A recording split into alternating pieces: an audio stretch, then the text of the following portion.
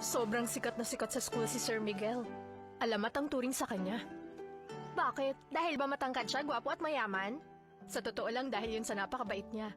Palagi niyang tinutulungan yung mga nangangailangan. Hindi ko alam ang tungkol na yun sa kanya.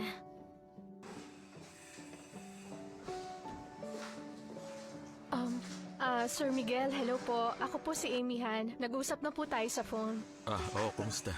May kailangan ka for exhibition? Opo, pero meron po kasing problema. Paano ko po kaya pipiliin ang topic ko?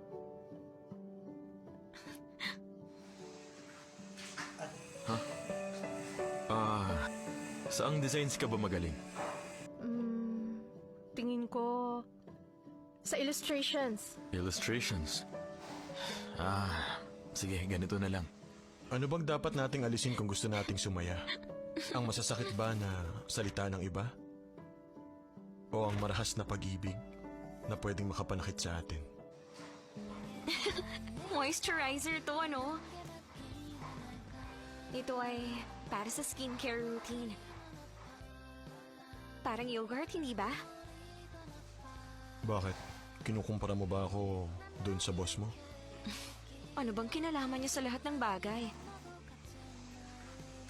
Manalamin ka. Moisturizing, hindi ba? Meron ka bang sinabi sa boss mo tungkol sa atin?